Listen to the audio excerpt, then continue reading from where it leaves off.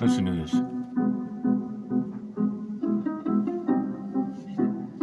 Shostakovich. Second piano trio.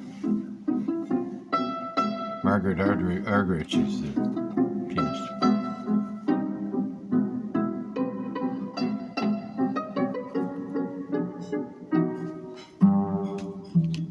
A lot of pizzicato in this.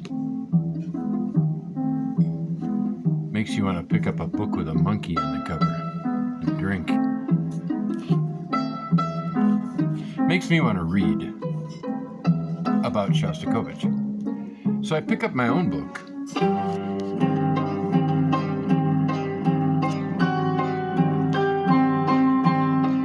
It's fantastic. I love this.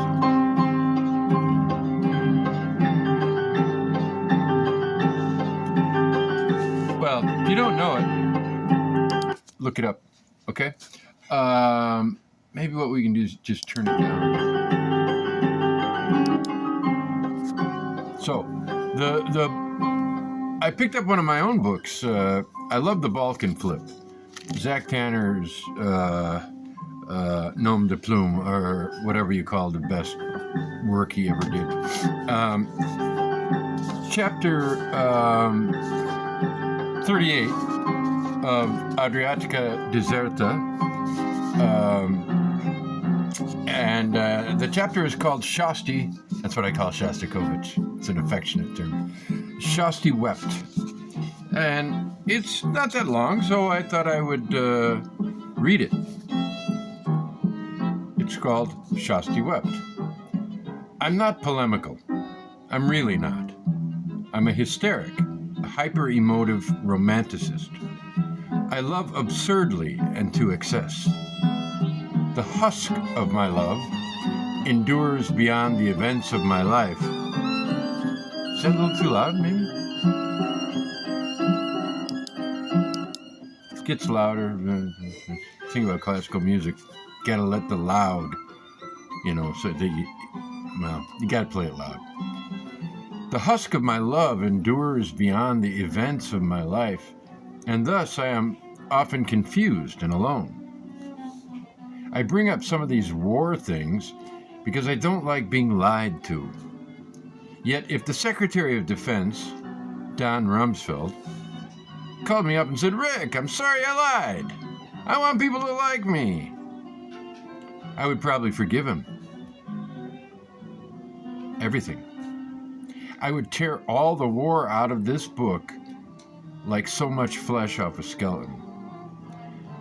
I'm a little person in the scheme of things, yet I want Don Rumsfeld to like me too. But fuck him, really. If he's going to go around lying, fuck him until he apologizes. And then we'll see. This was written in at the beginning of the war in Afghanistan in 2001. I was a little angry. I'm often alone because of the way I love. About 2 years ago, I fell in love with Dmitri Shostakovich, a dead Russian composer. No woman has ever inspired this kind of love in me. It endures and it grows. His string quartets are like a kind of emotional massage.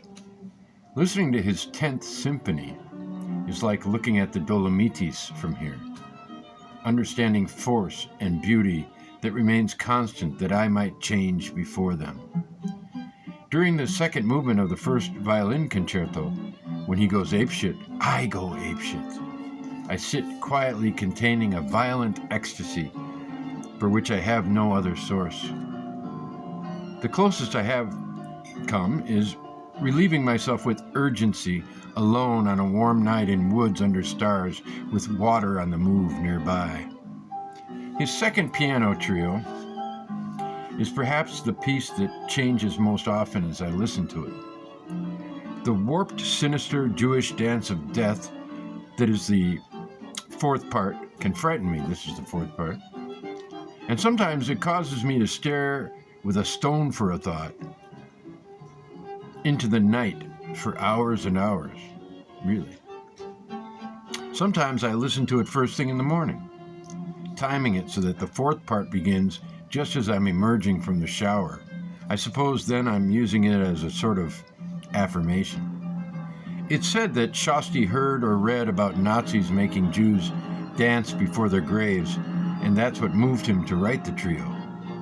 I see it too. Almost every time I listen to the trio, I see those dancing Jews, that grotesque, horrible joke playing out in my mind. So my mind, and as a consequence, my life is also a joke, a sort of post-mortem. Why did you think I was going to type postmodern? Alternative to empathy. Post-mortem alternative to empathy.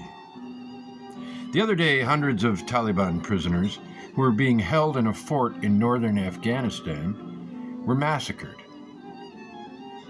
Some of them had rebelled, apparently, taken weapons from their captors and taken to battle. The rebellion was put down by men shooting into the crowd from walls of the fort and, here's the bizarre part, airstrikes by the U.S. Americans on the scene had called in airstrikes to put down a prison rebellion. When I read this, the fourth part of the second piano trio started up in my head as if it's going to become, with its parodic bass pizzicato, the eternal accompaniment to my mind's engagement with human atrocity. But would Shosti be pleased? Though one of the great moments in music occurs during the first allegro of the cello sonata, many would argue that the apotheosis of Shosti's career was the 8th string quartet, which he wrote in Dresden, where he had gone to write some music for a rather banal film, which was an exercise in man under tyranny, self-comeuppance, a real perversity perfected on Shosti over the middle half of the 20th century. But the secret work, the 8th Quartet, is a powerful masterpiece that has come to be known as his anti-war anthem. The story has gone that he was so moved by the destruction wreaked on Dresden, even some 15 years after the fact, that he wept while he was writing the quartet. That's lovely. I weep at the wars too. Only recently, some of Shosti's letters have been translated, and one of them discusses this very subject. I quote, "It is a pseudo-tragic quartet, so much so that while I was composing it, I shed the same amount of tears as I would have had to pee after half a dozen beers. When I got home, I tried a few times to play it through, but always ended up in tears. This was, of course, a response not to the pseudo-tragedy, so much as to my own wonder at its superlative unity of form. Yet my love shakes the tears off its wings and bores like a shaft of prophecy into the future." Thank you.